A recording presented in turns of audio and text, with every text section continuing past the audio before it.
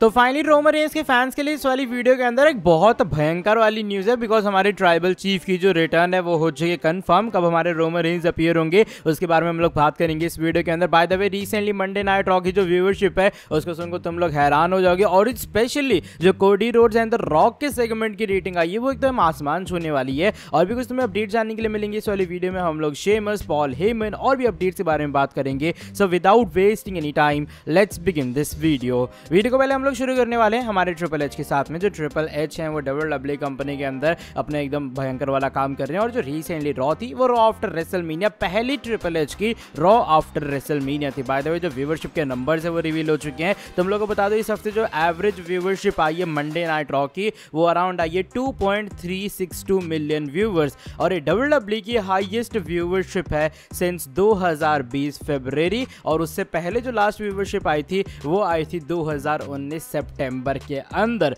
यानी कि तुम समझ रहे हो कल क्या जो रॉ सा कितना एक्साइटिंग वाली चीज थी, मतलब WWE वालों के लिए, कि उनकी रेटिंग्स इतनी ऊपर पहुंच गई। जब लास्ट वो फरवरी 2020 में आई थी, और 2.362 मिलियन व्यूअरशिप पुल आउट करना स्मैकडाउन में बहुत आसान है, लेकिन मंडे नाइट रॉ में वो पुल आउट होती ही नहीं है, वो हम भी जानते हैं। इसलिए ये रॉ की रेटिंग कुछ ज्यादा बड़ी है WWE के लिए। एंड डेफिनेटली कोडी रोड्स के एरा की शुरुआत अगर ऐसी रेटिंग के साथ हो रही है तो WWE इसको लेकर बहुत ज्यादा खुश होगी। अच्छा, अगर हम बात करें स्पेसिफिकली जो हमारे जो रॉक एंड कोडी रोड्स का सेगमेंट था उसमें कितनी व्यूअरशिप आई है, तो उसके नंबर अलग से भी रिवील हुए हैं। और बताया जा रहा है जो WWE की जो पूरा सेगमेंट था रॉक एंड कोडी वाला, उसकी व्यूअरशिप अराउंड पीक की थी 3.2 मिलियन के अराउंड पे। यानी कि जो पूरा सेगमेंट चल रहा था इसके बीच में एक ऐसा पॉइंट आया जब व्यूअरशिप 3.2 मिलियन पहुंच गई, और ये अपने आप में एक बहुत बड़ा नंबर है। बताया जा रहा है WWE के पास्ट बहुत सालों के अंदर ऐसी रेटिंग्स WWE को रिसीव नहीं हुई किसी पर्टिकुलर सेगमेंट में, जो कि हमारे द रॉक एंड कोडी का सेगमेंट पुल आउट कर पाया। एक्चुअल में द रॉक तो एडवर्टाइजमेंट नहीं थे इस शो के लिए,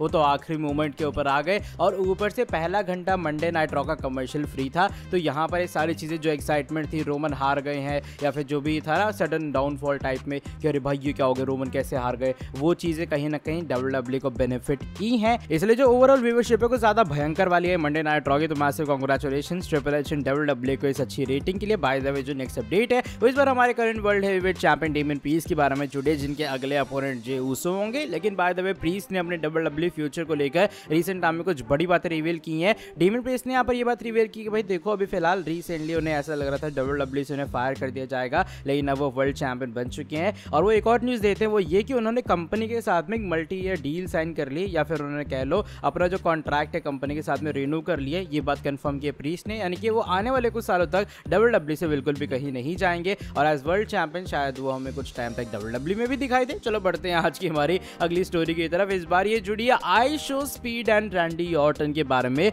और इस सेगमेंट ने भी जो नंबर जनरेट किए हैं वो तुम्हें विश्वास नहीं होंगे। और रियली सॉरी जो लोग मैथ्स को हेट करते हैं, मैं तुम्हें इस वीडियो में ज्यादा नंबर बता रहा हूँ बिकॉज आगे नंबर्स और भी होंगे। लेकिन जो KSI थे पिछली बार आए थे वो अपने प्राइम बॉटल के अंदर, इस बार आया आइशो स्पीड आए रैंडी ऑर्टन के सामने। रैंडी ऑर्टन ने लगाया उन्हें RKO, और रिसेंटली रेसल OPS की तरफ से कुछ एक रिपोर्ट सॉर्ट ऑफ आई है सामने, और उन्होंने ये बात रिवील की ये जो पूरा सेगमेंट था जहां पर आइशो स्पीड और रैंडी ऑर्टन का इंटरेक्शन हुआ, सारे जितने भी सोशल मीडिया प्लेटफॉर्म्स हैं उसके ऊपर अराउंड जो इसको टोटल मिला के नंबर जनरेट हुआ है वो है 257 मिलियन। आई नो सुनने में क्रेजी लगेगा, लेकिन 257 मिलियन एग्जैक्ट वो नंबर है जो कि जनरेट किया है Randy Orton and ISEER speed के सेगमेंट ने जितने भी सोशल मीडिया प्लेटफॉर्म्स हैं। एंड डेफिनेटली रेसलमेनिया को और भी ज़्यादा बड़ा बनाता है। ये बताता है कि जो रैंडी ऑर्टन है उनकी पॉपुलैरिटी तो है ही, लेकिन आइशो स्पीड की जो क्रेजी थिंग्स हैं वो भी कहीं ना कहीं कंपनी को बहुत हेल्प की हैं। और ये क्रेजी नंबर्स के बारे में तुम्हारा क्या ओपिनियन है शेयर करना। मैंने 10 बार गिना तो मुझे तो 257 मिलियन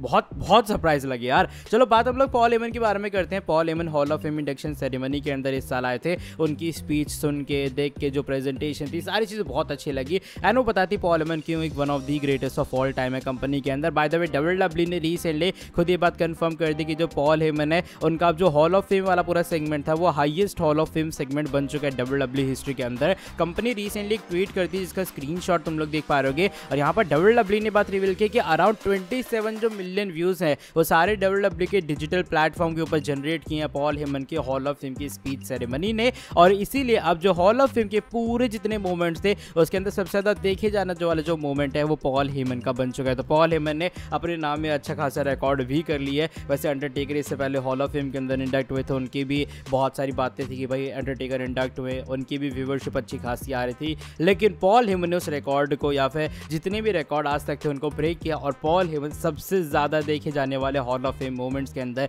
अब इंडक्ट हो चुके हैं। बात हम लोग करते हैं आज की हमारी से लास्ट स्टोरी के बारे में, जो कि इस बार हमारे सेल्टिक वॉरियर शेमस के बारे में जुड़ी है। शेमस भी WWE के अंदर कब कम बैक करेंगे बहुत सारे लोग पूछ रहे थे, लेकिन रिसेंटली रॉ में उनका एक promo video package sort of हमें दिखाई दिया। अच्छा तुम लोग को बता दो, एक अपडेट आई है सामने, उस अपडेट के अकॉर्डिंग मे बी जो शेमस है या फिर तुम्हें डायरेक्टली WWE ड्राफ्ट में दिखाई देंगे या फिर उसी हफ्ते के अंदर कम बैक करने वाले हैं। यानी कि अगर तुम्हें ऐसा लग रहा है कि शेमस अगले मंडे नाइट रॉ में आ जाएंगे, तो शायद ऐसा नहीं होगा, तुम्हें 2-3 हफ्तों का वेट करना पड़ेगा, या फिर WWE ड्राफ्ट के बाद या फिर उसी हफ्ते में अराउंड जो शेमस है एक बार फिर से कंपनी के अंदर कम बैक करेंगे और मजा आएगा देखने में शेमस को WWE इस बार किस तरीके से बुक करती है। रियली सॉरी वो सेकंड लास्ट अपडेट नहीं थी, लेकिन ये second last update definitely because ये रेसलमेनिया रिकॉर्ड्स के बारे में जुड़ी है। इतनी सारी पेंडिंग अपडेट्स होगी ना कि एक वीडियो के अंदर देनी पड़ रही है, लेकिन रेसलमेनिया जो है वो of course greatest of all time WrestleMania सिर्फ ऐसे ही नहीं था, बल्कि जो रिसेंटली नंबर्स आए सामने, जो स्टैट्स आए सामने, वो भी यही बात रिवील कर रहे हैं। तुम लोग को बता दो इस साल का जो रेसलमेनिया वो WWE की हिस्ट्री का सबसे ज्यादा देखे जाने वाला रेसलमेनिया बन गया है, चाहे वो व्यूवरशिप के मामले में हो, चाहे वो सोशल मीडिया के मामले में हो,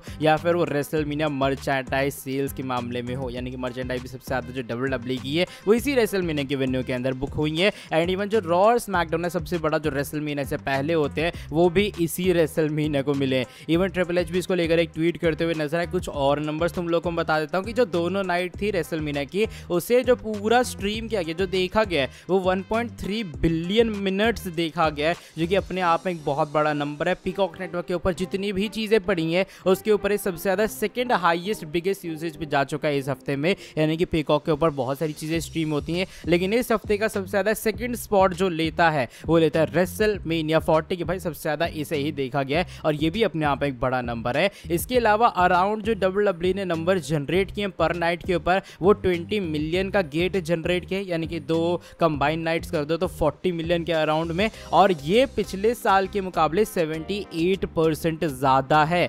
और भी कुछ रिकॉर्ड स्क्रीन के सामने तुम लोग देख पा रहे हो, मैं सारे एक लाइन करके नहीं बताऊंगा, वो ज्यादा वो हो जाएगा complicated sort of. 660 million views मिले हैं, रॉ स्मैकडाउन NXT सब बहुत अच्छा जा रहा है। ओवरऑल रेसलमेनिया के जो रिकॉर्ड्स है वो भी एकदम कमाल के गजब के आए हैं सामने, एंड ये चीजें कहीं ना कहीं रेसलमेनिया 40 को one of the greatest WrestleMania बनाती है। और स्पेशली जो रेसलमेनिया 40 के आखिरी के 5 मिनट थे कोडी रोमन के मैच के। चलो बढ़ते हैं आज की हमारी नेक्स्ट एंड फाइनल स्टोरी की तरफ, और इस बार ये जुड़ी है tribal chief undisputed champion Roman Reigns के बारे में। फाइनली जो रोमन रेंस की रिटर्न डेट थी, जो रिटर्न टाइम था, उसको लेकर एक बहुत अच्छी न्यूज आई है सामने, बिकॉज फैंस वेट कर ही रहे थे। बाय द वे तुम लोग को बता दो, रोमन ने अपना पहला रिएक्शन भी दिया अपने ऑफिशियल ट्विटर अकाउंट के थ्रू। उन्होंने डाला था कल ये, जो कि स्क्रीनशॉट तुम लोग देख पा रहे होगे, यानी कि वो लिखते हैं यस्टरडे वाज मॉर्निंग बट, लेकिन अब हो चुका है डे 1। कुल मिला के रोमन ये कहते हैं कि कल हाँ वो दुख भरा दिन था, लेकिन आज पहला दिन चालू हो चुका है। इसी के बीच में WWE वालों ने एडवर्टाइज करना स्टार्ट किया रोमन रेंस को, और हमारे ट्राइबल चीफ करंटली जो है वो 2 अगस्त के स्मैकडाउन के शो के लिए एडवर्टाइज है,